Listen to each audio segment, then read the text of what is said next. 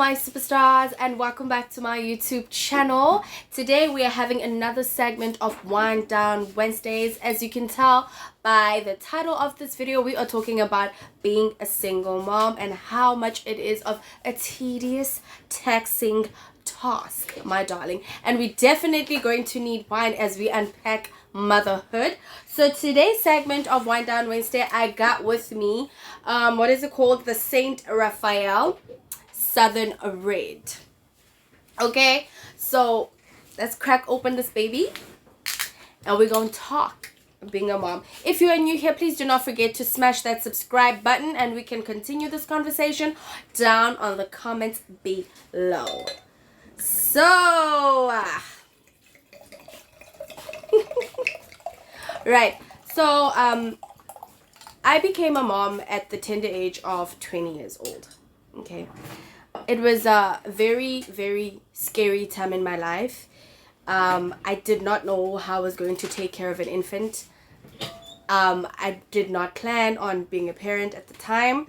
Obviously, we all, as girls, we would like to have our children when we married, you know, to have our homes and our careers are figured out. But unfortunately, life happened and then I became a mom. The first year was extremely difficult to adjusting being a new mom and breastfeeding. In fact, I was actually quite depressed, so I didn't have much breast milk. I could only breastfeed for 2 months, so it was really like a really hard time in my life.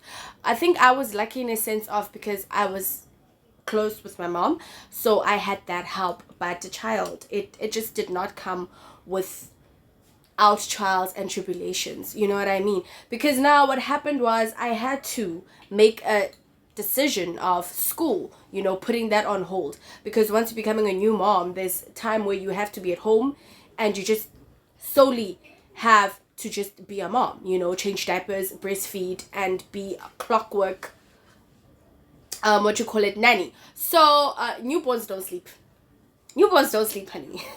They sleep during the day. At night, they up for some weird reason. I do not know why. So I had to adjust to that. And I gave birth to my daughter in November.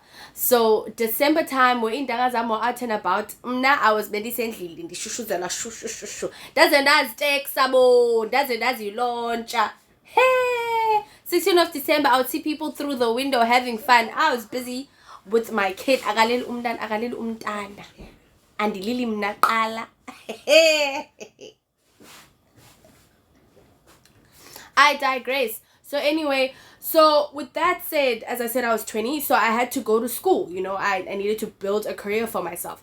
So it got to a point where I had to go work so that I could provide for this child. So that means I had to put my dreams on hold because I'm bringing a child into this world. So the consequences of that is that I had to work and provide. So again, ndaba bahlale ndophangela ezi call center ka-Truworths. Ndibuya ebusuku ngo-9. So yeah, so that's when that happened, and I wanted to go to school because I just needed a career, you know. I needed to earn more money so I can take care of my child and take care of myself. Then I ended up going to CPUT studying clothing and textile that I did not like. I just needed something to redeem myself with, you know what I mean? And because having a child out of wedlock, it's a huge disgrace. It's something that is frowned upon within the black community. In fact, I think within all the colors of the race, it's extremely frowned upon. So I had to do something in order to redeem myself, and going back to university was something that I thought would you know, make my parents proud of me, you know, even though I messed up in this way, but at least in their funda, I'm getting my life together, right? Wrong. Because I just chose a course in a sense of my funda. I didn't like it, I didn't do well in it, and then I went back into working. Retail and mind you, so I had to travel at night in Pepper Mapara, all in the name of being a mother.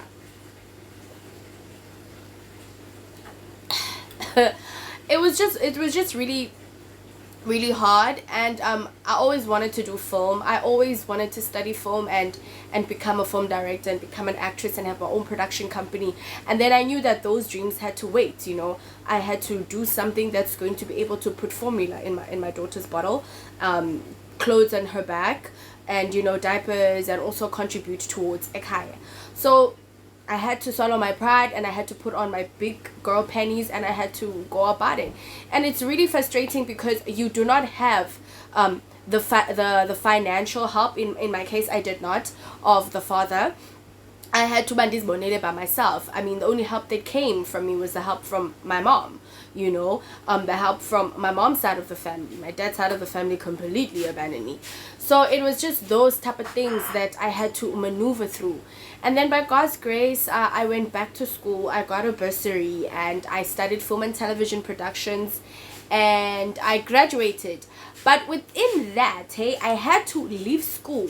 Mind you, I'm a bursary student. I had to leave school to go and work because I'm a mom, Anditi.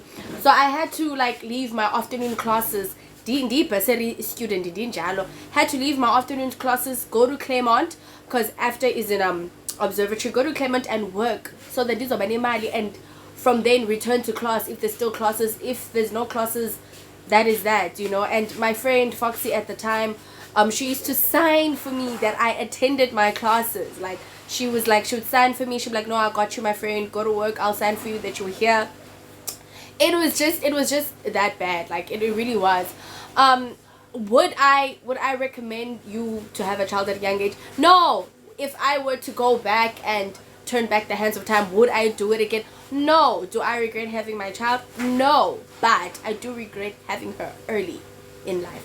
I wish I had her later on in life when I had everything figured out, had my own house, my car, medical aid, everything sorted out. You know, when she's sick, I've got her, when she has her own room, all of these things. And sorry guys, I have flu. And with saying that, like, all of these things play a major part as you raise a child, because uzamkhulisela kokwenu, you know what I mean? And you won't be able to raise them fully the way that you want to raise them, because so your mom's teachings, or your aunt's teachings, or whoever you're living with will influence, you know, how your child's being raised. So all of those things is something that you need to really, really think about. It's things that you really need to be conscious about. That's how it's going to work for you. And in terms of now being a mother and a father figure, because you're the only parent of Lomdana, you're going to be the mom and the dad, and it's taxing in a sense of you have to now be at a point where you have to be emotionally available all the time. Children are very needy, so they're going to need you to lean on you emotionally. They're going to need to talk about certain things, and then you're the only biological parent that's there, you know, to be there for the soul. And for me, it's just kind of like hard in a sense of I'm the only like biological parent that's standing by my daughter through and through. So it gets to a point where it's unfair. Sorry. On her, you know, that I'm the mother and I'm the father, and I wish she had a great relationship with her dad. I wish it was that way, but unfortunately it isn't. So things like this, you just have to be prepared, you know, be prepared about things like this. These things happen. So it gets to a point where I just know that I'm her strength, I'm her rock, I'm her north, I'm her south. It is what it is. If it's not me, it's my mom. So those are the realities of being a single parent, and it's really hard. It's a difficult task being a parent in general, whether you're married, whether, you know, you are a single dad, or whether, you know, you guys are co-parenting. It's not a walk in a park, and as they say, it takes a village to raise a child, and that's very true.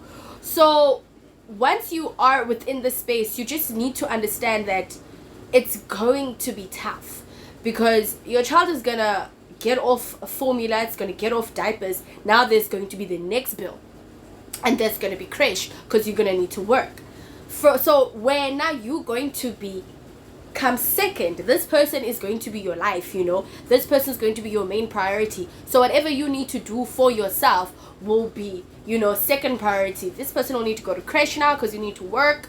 They need a routine. After creche comes primary school. That also comes with bills. There's books, there's stationery, there's transportation. You don't want to send your child to the most convenient or the most cheapest school.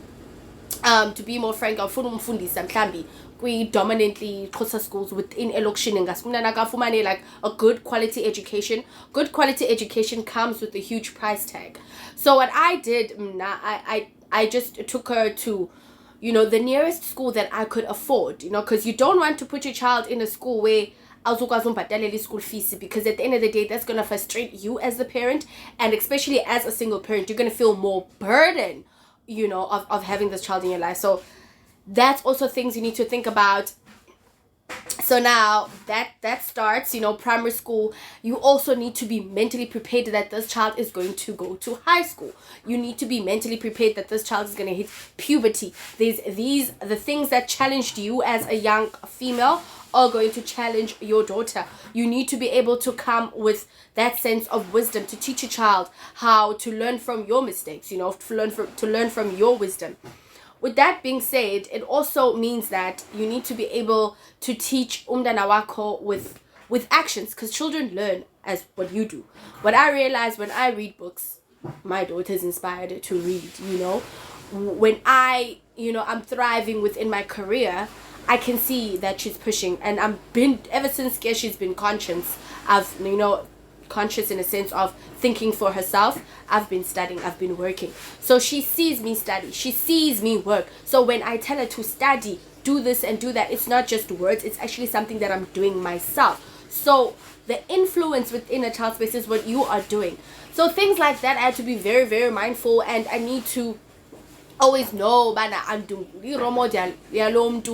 whether I like it or not. What I do affects them, and and so forth. And this goes to show in all areas. So it also includes when you are dating. You need to be very mindful of who you date. You do not introduce your kid to every single person you date. Do not. If you guys have not been together for like a year, there's no need. If there's no strong chances of marriage, there's no need. So I've learned that to not do that anymore. I'm wiser now. I do not do that. I keep whomever I'm dating far away from my child. If it gets on to being a year and it's serious and should we get married, then they will meet my daughter. But otherwise, it's best as a single mom to protect your child from everything and everyone that you are not sure is permanent in your life. So you gotta think about those things. And while you are also thinking about those things, you gotta work on yourself. You still gotta go get your degree. You still gotta... It's a lot of work. Because right now I was doing my paralegal course. Within studying and preparing for my exams, Pearl needs my attention, needs help with her own school things, and I have to be like, no, listen, I'm doing this, I'm studying, can you just give me a moment? You know what I mean? So it goes back to that thing, but it's best to have a child after so completely independent and within the institution of marriage.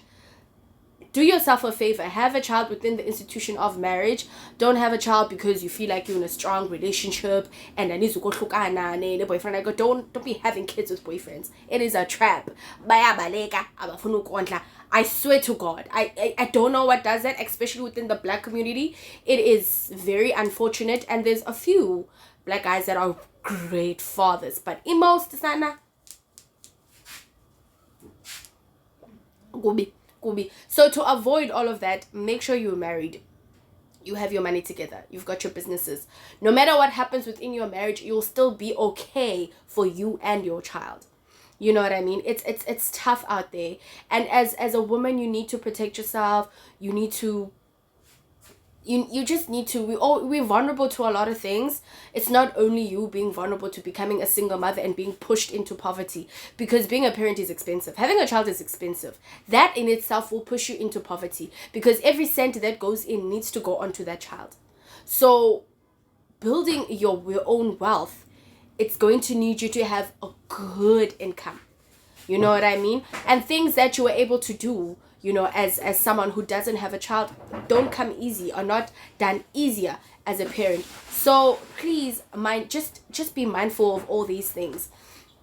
And have a great group of friends around you, you know, to support you and, you know, to guide you through this. And try to have a great relationship with your mother, because she's been where you are. She knows everything about being a mom, and she should be able to help you, you know what I mean? And I know that not all of us are that fortunate to have, you know, mothers that are by our sides, you know, when we have children out of wedlock. But if you do have your mom that's assisting you, you are very blessed, because I know a lot of people that don't have that. So just be mindful of all of those things. Yeah, so that is it, my superstars, about my chronicles of being a single mom. I hope you have enjoyed the video and you have learned from my wisdom, and you choose wisely and you tread wisely going forward. Make sure you're extremely selective of who you have children with. Please, just, you don't want to end up in maintenance court. That's all I'm gonna say. Thank you so much, and I'll see you on the next video. Bye.